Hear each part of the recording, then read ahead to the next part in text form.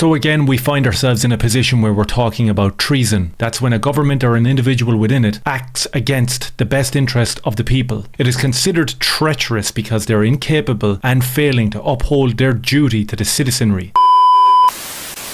Court ruling would give newly arrived asylum seekers more rights than homeless people, minister claims. Asylum seekers will soon be entitled to damages from the state for failing to provide them with accommodation, whilst homeless people will have no such right. The Minister for Justice, Jim O'Callaghan, has said, "What a crazy world we're living in, where this is an actual headline in one of our beacons of journalism, that is the Irish Times." These are the type of anecdotal stories that we see being sent around on WhatsApp groups and on social media, and most people, the normies, of course, will look at this and be like, "That's a conspiracy theory. What are you talking about?" It's not a conspiracy theory. It's actually treason. Let's have a little listen to Barrister Tracy O'Mahony go through exactly what Justice Minister Jim O'Callaghan is talking about.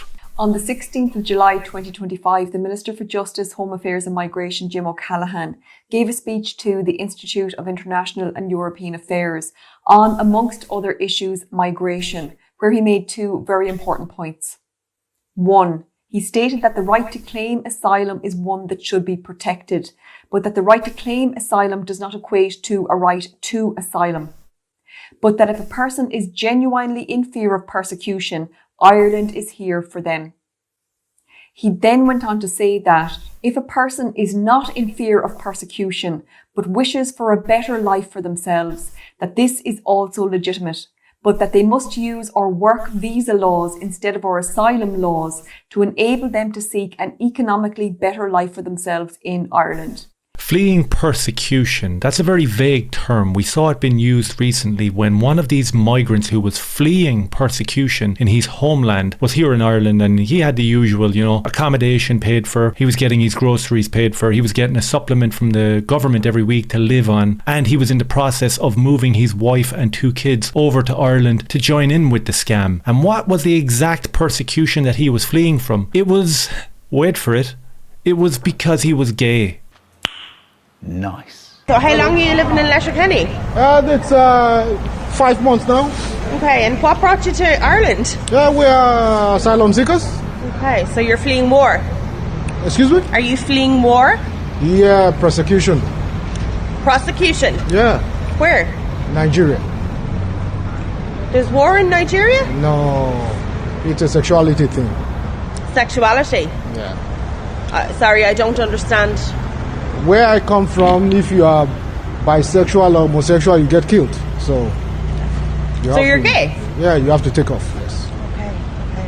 And how are you finding Letterkenny? Are you settling in well? Oh, lovely.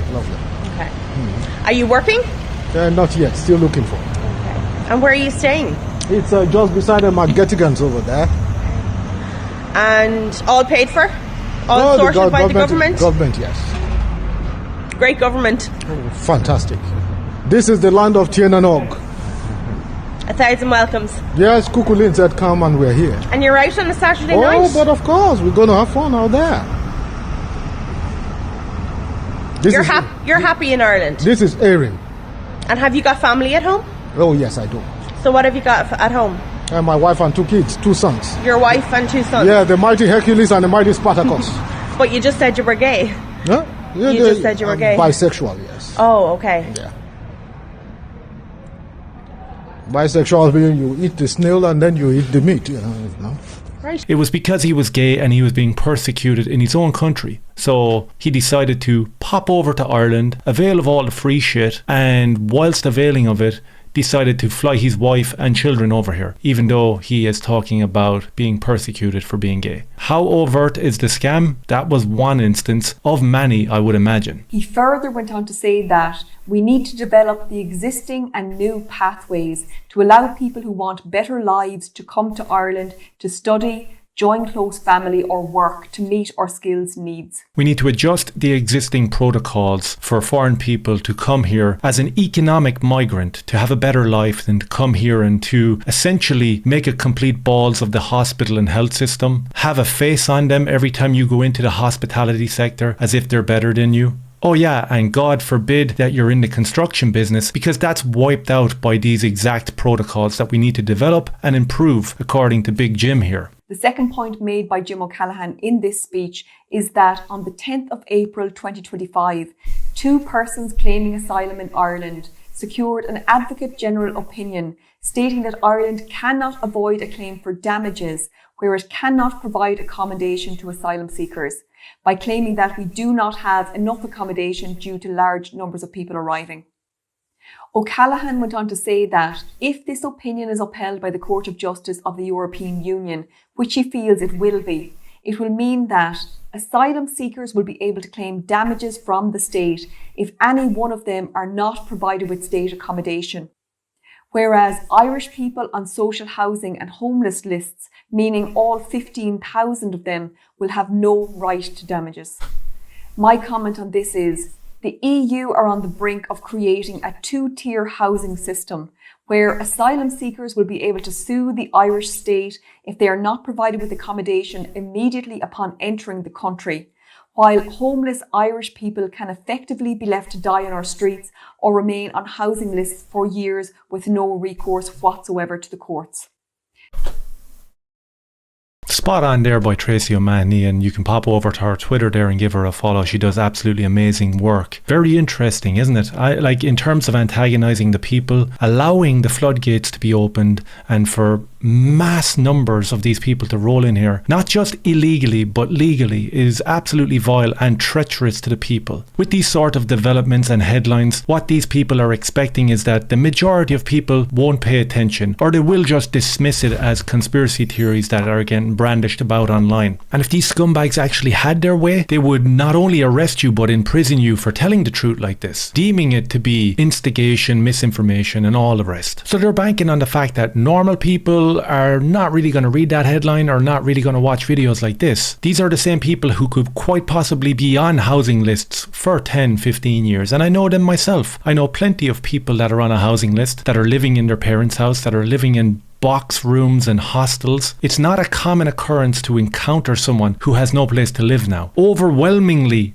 Irish, of course. You never meet a Brazilian, you never meet an Indian, you never meet someone from the Middle East who doesn't have accommodation, who doesn't have somewhere to rest their head. In fact, our government and our mainstream news makes a huge deal about when our government members pop down with their treacherous behaviour and hand out keys of new houses to our new neighbours. It doesn't matter how many Irish people show up on prime time, having left the sanctuary of somewhere like Australia, to come home and give back to the system and maybe want to buy a house in the same neighbourhood where you grew up, except for it's not possible anymore. Banks make it impossible. They want a 2-year credit check before you can even purchase the house, even though you've got the down payment saved up. That doesn't matter to this treacherous government. They don't care what sort of tears are cried on national broadcaster, as long as they can have the virtue of a snapshot in the local paper of them giving keys to their new neighbours from India. It's absolutely vile and disgusting, and it's beyond treacherous. These people are going to have the ability to sue the state of Ireland for not having accommodation for them when they roll in here, majoritively without documentation.